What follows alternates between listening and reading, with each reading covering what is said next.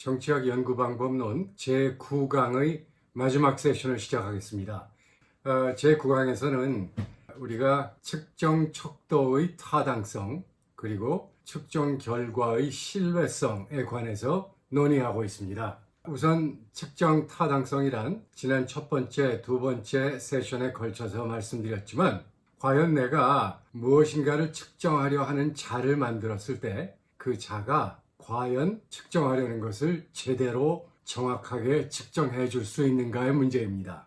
만약 그렇다면 우리는 그 측정 척도와 측정 타당성 혹은 간단하게 타당성을 갖고 있다고 말합니다. 여기에 우리가 지금까지 논의한 모형이 그려져 있습니다. 세 개의 작동 변인으로 이루어진 3변인형 축차 모형이죠. 기억하시죠? 축차 모형은 인과관계의 흐름이 한쪽으로 진행되는 모형을 말합니다. V1에서 시작해서 V2, V3 한쪽으로 진행하지 않습니까? 그런데 이 작동 변인들은 다시 몇 개의 측정 지표로 재구성됩니다. 예를 들어 경제성장, V1이 경제성장이라는 작동 변인이라 할 때 우리는 경제성장을 측정해야 되지 않습니까? 그래서 측정하기 위한 세 개의 지표 I1, I2, I3를 선택했습니다. 왜 I라는 말을 썼느냐면 I는 indicator의 약자이기 때문입니다. 지표라고 부르면 되겠습니다. 혹은 정확히는 측정 지표이죠. 그러니까 우리가 경제 성장이 어느 정도 이루어졌는가를 측정하기 위해서는 자가 필요하지 않습니까? 그 자가 한 개여서는 안 되겠죠. 경제 성장의 모든 국면을 고루 잴 수 있는 자가 있어야 되죠. 그래서 예를 들어 GDP라든가 또 뭐가 있습니까? 우리나라 같이 그 교육 중심 국가의 경우는 이제 교역량이라든가 이런 여러 가지 지표가 있겠죠. 그래서 빠짐없이 잴 수 있는 지표를 찾아야 돼요. 지표가 재려는 대상을 빠짐없이 잴 때 우리는 뭐라고 얘기합니까? 그 지표가 내용 타당성을 갖고 있다 이렇게 말하지 않습니까? 자, 그래서 이 연구자는 세 개의 변인을 작동 변인을 설정하고 그들 간의 관계 구조, 즉 인과 순차를 정한 다음 V1, V2, V3라는 세 개의 작동 변인을 각기 I1, I2, I3, I4, I5, I6, I7, I8, I9 이라는 지표로 재구성했어요.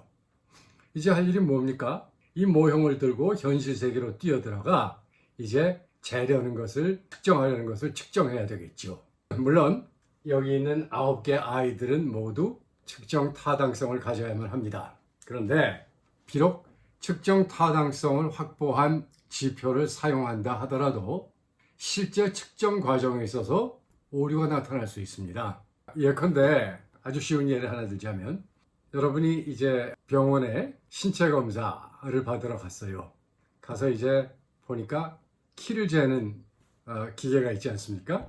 거기에 올라가서 키를 재보니까 176cm였어요. 그래서 내 키가 176cm구나. 그런데 과연 이 결과가 맞을까? 이런 생각을 할 수도 있단 말이에요. 그래서 이번에는 그 학교에 그 체력 단련실에 가보니까 또 역시 키를 재는 그런 기계가 있었단 말이죠. 그래서 거기서 쟀더니 175예요. 내 키가 176인데 여기서는 175인데 여러분 이런 거 많이 경험하시죠? 체중도 마찬가지입니다. 어느 날 체중계에 올라갔더니 62kg인데 그 다음날 올라갔더니 63, 또 그 다음날 올라갔더니 61.5 이런 경우를 우리 많이 보지 않습니까? 자, 여기서 우리는 측정 결과의 이제 신뢰성을 논의해야 합니다. 그렇다면 신뢰성을 어떻게 우리가 규정할까? 우리 연구 방법론에서는 신뢰성을 variable error, 변이 오차의 수준으로 결정합니다. 어떤 측정 결과가 변이 오차를 갖는다는 것은 어떤 의미일까? 이런 얘기입니다. 같은 사람이 같은 자를 이용해서 같은 대상을 여러 번 측정했을 때 발견되는 차이들, 그걸 우리는 변이 오차라고 부릅니다. 뿐만 아니라 여러 사람이, 다른 사람이 같은 자를 이용해서 무엇인가를 측정했을 때 나타나는 차이, 그것도 역시 variable error, 변이 오차입니다. 그러니까 이러한 측정 결과들이 아주 작은 변이 오차를 나타낼 때 우리는 측정 결과를 신뢰할 수 있게 됩니다. 다시 말해서 측정 결과의 신뢰성이 확보되는 것이죠. 자, 이 신뢰성은 대개 두 가지 측면에서 논의가 됩니다. 첫 번째는 안정성, stability입니다. 이 안정성은 측정 결과가 측정하는 사람이나 측정하는 시간에 상관없이 일관성을 가질 때 확보됩니다. 그러니까 누가 재든지 언제 재든지 결과의 변이 오차가 굉장히 적다면, 키의 경우 무슨 한 3mm, 4mm 그 정도의 차이가 나타난다면, 그 다음에 몸무게의 경우는 10g, 20g 그 정도의 차이가 나타난다면 우리는 측정 결과들이 안정성을 확보했다고 얘기할 수 있죠. 따라서 우리는 그렇게 측정된 자료들을, 데이터를 신뢰할 수 있습니다. 그래서 그 데이터를 이용하여 모형을 검증하게 되는 거죠. 물론 여러분 기억하시겠지만 내 측정 척도 자체가 타당성을 상실했다면 그와 같이 타당성을 상실한 자로 잰 결과는 믿을 수 없지요. 잘못된 자로 잰 결과는 우리가 첫 번째, 두 번째 세션에서 얘기했지만 정형적 오류, systematic error에 빠지게 된다. 따라서 그렇게 타당성을 상실한 자로 여러 번 쟀을 때 비슷한 결과가 나타나더라도 그 결과는 우리는 믿을 수 없지요. 신뢰성을 우리는 담보할 수 없다. 그런 뜻입니다. 따라서 여러분, 측정 척도를 아주 잘 만들어야 되겠죠. 재려는 것을 제대로 측정할 수 있도록 만들어야 되겠죠. 그러나 그렇게 했다고 해서 일이 끝난 게 아니라 그 타당성이 확보된 자, 지표, 측정 척도를 가지고 측정한 결과의 신뢰성을 확보해야 된다는 것이죠. 그래서 신뢰성의 첫 번째 국면은 혹은 맥락은 안정성입니다. 다시 얘기해서 측정 결과가 여러 번 쟀을 때 측정 결과가 측정하는 사람이나 혹은 측정 시점에 상관없이 상당한 수준의 일관성을 가질 때 우리는 이 측정 결과가 안정성의 측면에서, stability의 측면에서 신뢰성을 확보했다. 이렇게 이야기합니다. 자, 대개 이 안정성을 어떻게 확인하느냐, 여러 가지 방법이 있습니다만 가장 흔하게 사용하는 방법은 측정 결과 사이의 상관성을 우리가 통계적으로 따져보는 겁니다. 어떤 학생의 키를 쟀더니 이렇게 5번에 조금씩 다른 결과가 나타났어요.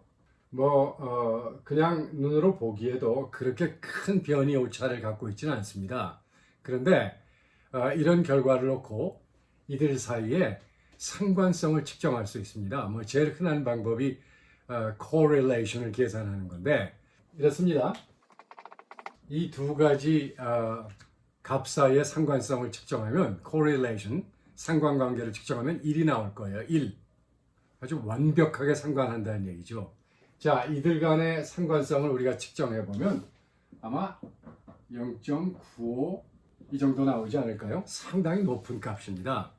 이렇게 측정 결과 사이의 상관성이 굉장히 높다는 것이 밝혀진다면 우리는 그 측정 결과가 안정성을 갖는다. 이렇게 비교적 편안하게 받아들일 수 있다는 그런 뜻입니다.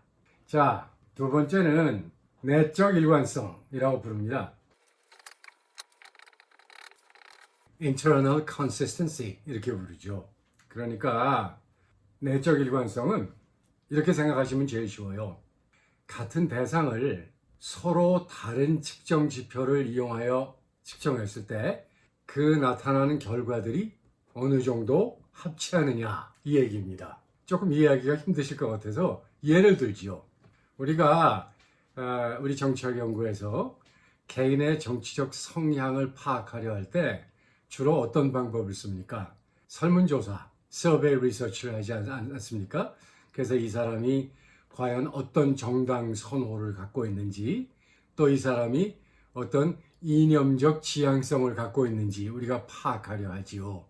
그래서 어떤 연구자가 서울 시내 대학생들의 정당 선호를 파악하기로 했어요. 그러려면 측정 척도가 있어야 되지 않겠습니까? 지표가 있어야죠. 설문조사를 이용하여 우리가 정치적 성향을 파악하려 할 때 사용하는 측정 지표들은 물론 설문의 문항들입니다. 두 가지 문항이 있다고 가정해 보지요. 첫 번째 문항은 여러분은, 그러니까 응답자는 우리의 경우는 이제 대학 서울 시내 소재 대학의 학생들이죠. 첫 번째 이런 거예요. 여러분은, 혹은 여러 말을 씁니다만, 학생은 여당을 선호하세요? 야당을 선호하세요? 이렇게 물었다고 합시다. 그러면 어떤 학생은 나는 여당을 선호해. 또 어떤 사람은 야당을 선호해. 이렇게 답하지 않겠습니까? 자, 이제 이 응답이 과연 어느 정도의 신뢰성을 갖는가를 한번 다시 확인해 볼 필요가 있어요. 그래서 지금은 국민의힘을 여당이라고 부르기 곤란한 시점입니다. 제가 이 세션을 녹화하고 있는 시점은 2025년 4월 24일입니다. 여러분, 이 시점이 어떤 시점인지는 금방 파악하시겠죠? 윤석열 전 대통령이 탄핵된 그 이후의 시기입니다.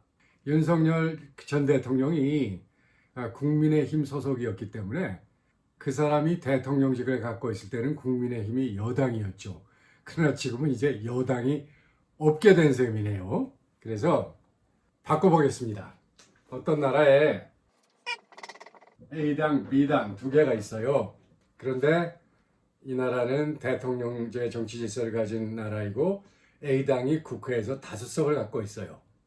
그리고 A당 대통령이, 현직 대통령이 A당에서 나온 사람이에요. 그러니까 A당이 여당 아닙니까? 그리고 B당이 야당이란 말이에요. 그래서 첫 번째 이렇게 묻지 않았습니까? 학생은 여당을 선호하세요? 야당을 선호하세요? 이렇게 물었죠?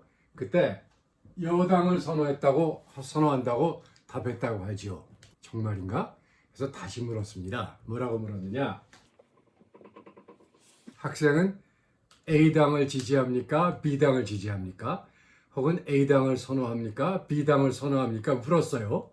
그랬더니 이번에는 B당이라고 답했어요. 자, 그러면 이 문항 모두 정당 선호를 측정하기 위해서 만들어진 문항 아닙니까? 이 문항이 비록 타당성을 갖고 있다 하더라도, 측정 타당성을 갖고 있다 하더라도 측정 결과가 이렇게 나온다면 그 결과는 신뢰성을 상실합니다. 왜냐? 내적 일관성을 상실했기 때문이에요. 어떻게 답해야 됩니까? 여당을 선호한다고 답했다면 이 응답자가 A당 이렇게 답해야 되겠죠. 그렇게 되면은 내적 일관성이 확보된 것이기 때문에 우리는 이 측정 결과가 신뢰성을 갖는다 이렇게 이야기할 수 있죠. 그래서 이제 우리가 모형을 잘 만들어야 되죠.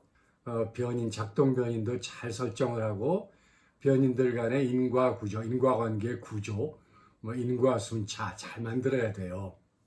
그리고 각 작동 변인을 이제 우리가 전에 개념에 관해서 논의할 때 이런 말을 사용했죠. 조작정의.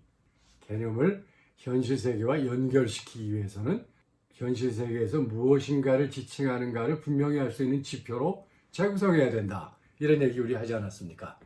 그래서 조작정의를 통해서 이제 여러 개의 지표들을 찾아내게 되지요. 선택하게 됩니다. 그래서 그 지표들을 이용하여 이제 현실 세계에 뛰어들어가 자료를 모아야지요.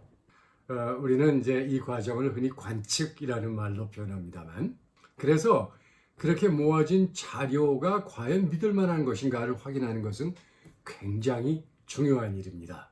모형도 잘 만들어졌고 모형을 이루고 있는 작동 변인들을 아주 잘 조작 정의해서 측정 타당성이 확보된 지표를 얻었다 하더라도 이제 그 지표를 통해서 얻은 자료들이, 결과들이 얼마나 믿을 만한 것인가, 그것들을 확인할 필요가 있습니다.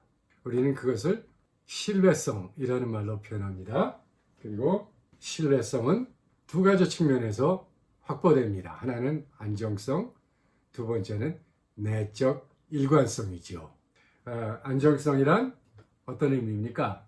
측정한 결과가 측정한 시점이나 측정자와 상관없이 아주 굉장히 작은 변이 오차, 굉장히 작은 차이를 보일 때 우리는 측정 결과를 신뢰할 수 있죠. 그 다음에 내적 일관성의 측면에서는 어떤 것을 재료하는 다른 자들을 동원했을 때 그 결과가 일치해야 된다. 여기 여당 선호, 야당 선호, A당 선호, B당 선호 이런 예를 들지 않았습니까? 이렇게 되어야지 우리는 이제 믿을 만한, 신뢰할 만한 자료를 확보할 수 있고 그 자료들을 이용하여 내가 만든 모형을 검증하게 됩니다. 물론 타당성 있는 지표를 사용하고 신뢰성 있는 자료를 사용한다 해서 모형이 검증되는 것은 아닙니다. 모형이 붕괴될 수도 있죠. 우리가 만든 모형이 현실 세계와의 일치도를 확인해 볼 때, 검증해 볼 때 살아나기를 바라는 거죠. 그래서 그 모형을 통해서 현실 세계의 역동적인 전개 과정을 이해하고 설명하기를 바라는 것이죠. 자, 제9강 측정 척도의 타당성과 측정 결과의 신뢰성에 관한 논의는 이것으로 마치도록 하겠습니다.